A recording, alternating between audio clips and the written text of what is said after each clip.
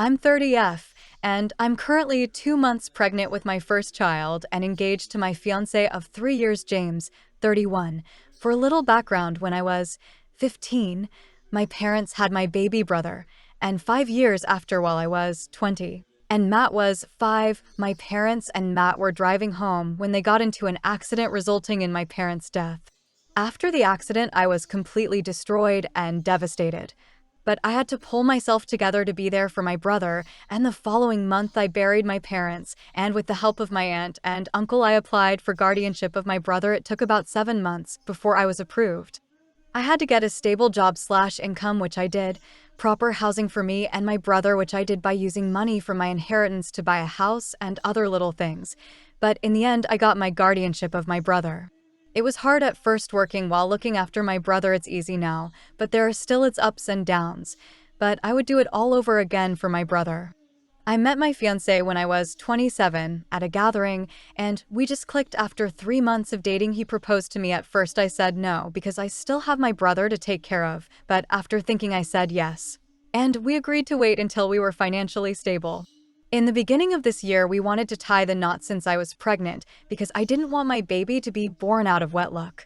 And we started the preparations, and the wedding is happening in October, but from what happened last week Saturday night, it looks like there isn't going to be a wedding. There were many issues where we fought and resolved. For example, the wedding date. The date my fiancé wanted for the wedding was on my brother's birthday. I had a problem with that. I wanted to throw my brother a big party because he is turning 14, so I offered the week after, in which we argued. And he even ran to his mother to try to convince but I stood my ground, stating my brother's birthday is important to me, and him. There was a little more fighting, but we end up coming to a resolved. Then there were the roles I wanted my brother to play in my wedding. At first, I offered my brother to be his best man, but he said he wanted his best friend. I said okay.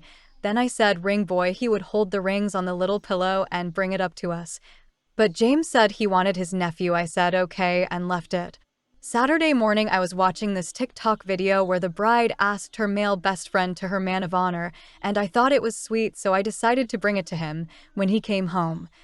I was in the kitchen while my brother was at sleepover at his friend's house that Saturday night. As he entered a sat, I said I have the perfect role for Matt.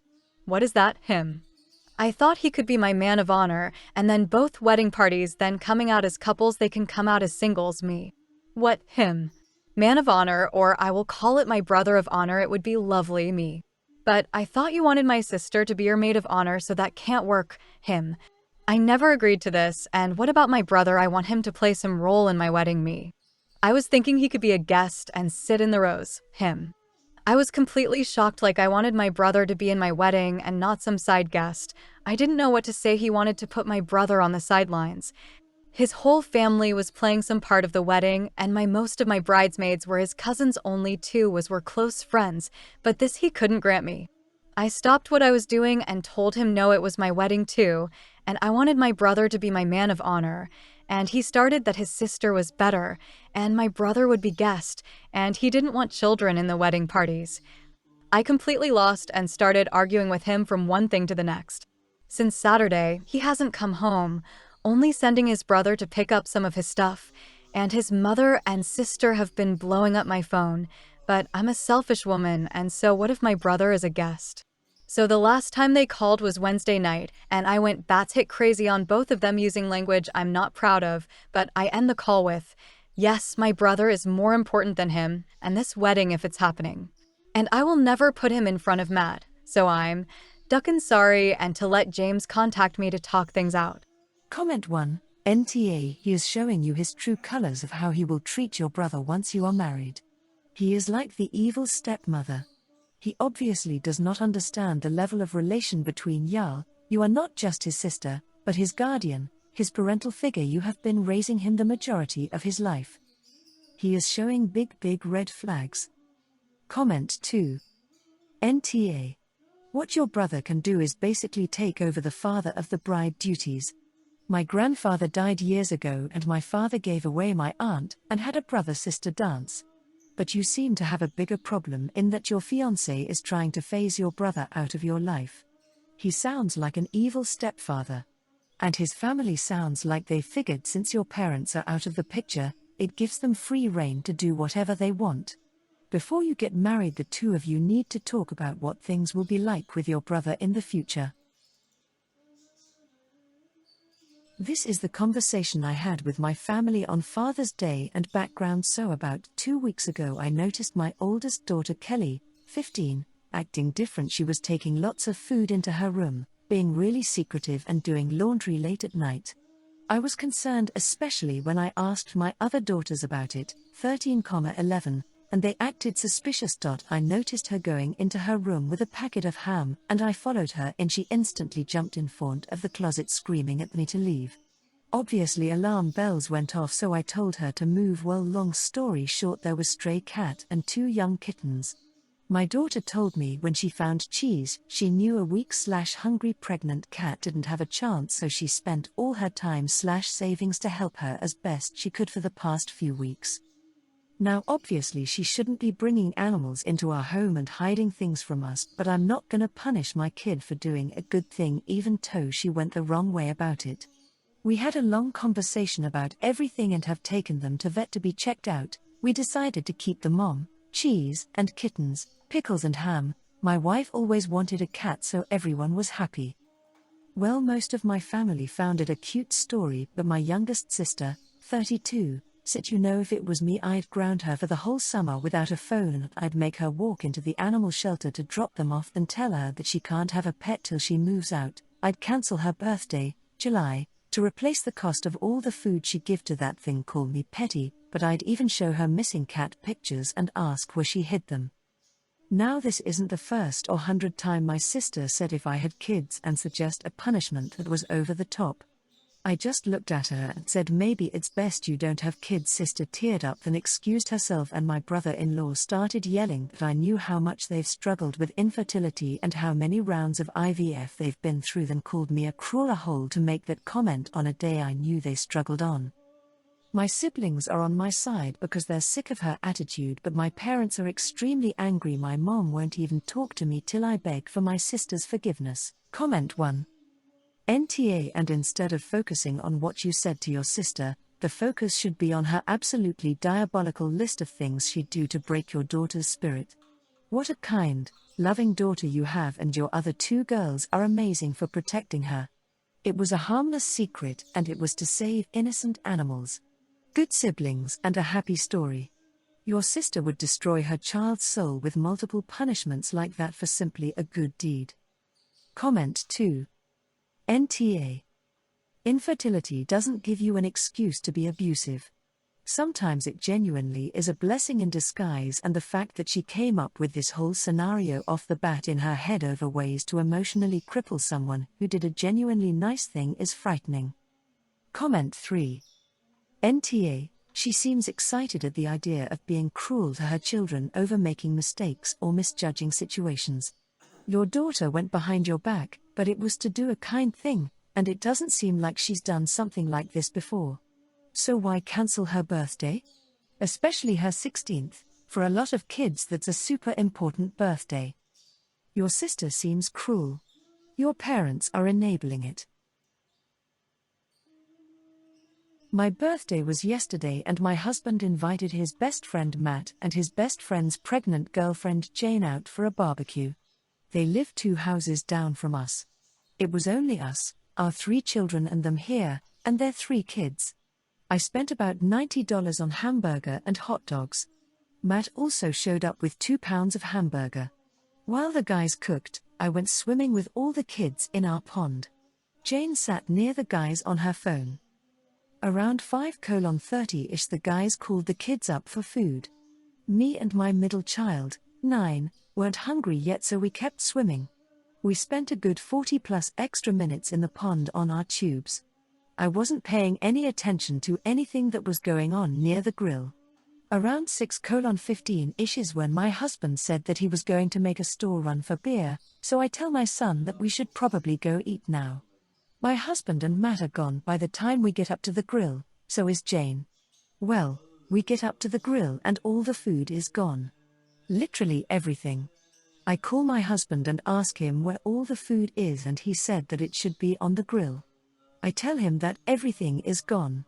There was a long pause before he goes. Jane asked if she could take some for leftovers, but I didn't think she would take all of it. He then tells me there was at least 8 burgers and 10 hot dogs left, as well as macaroni salad when he left for the store 10 minutes prior.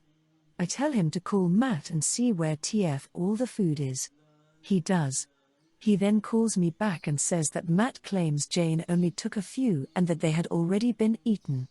But my oldest son, 13, straight up tells me he saw Jane walk off our property carrying the entire dish, one of those extra large tin-foil barbecue dishes. Anyways, I'm pissed at this point. Me and my son hadn't eaten anything. My husband is also pissed, but he just grabbed me and my son something from the store instead of making a huge fuss. I don't really blame him. Him and Matt work together, so it is what it is. But anyways, much to my surprise, Jane and her kids come back over 45 minutes later and ask if they can have some of my cake. I tell Jane that her kids can, but she can't. She asks why, and I said I'm pretty sure you've eaten plenty considering you took off with my entire barbecue dinner before me and my son could eat anything. She tried arguing that my husband told her she could have it, that half of it was hers, cause they brought 2 pounds of hamburger meat, and that she didn't realize me and my kid hadn't eaten. She was beside the grill the entire time. I just shrugged my shoulders and walk away. She tells her kids to let's go and they leave without cake. Now I'm feeling like I may be the a-hole.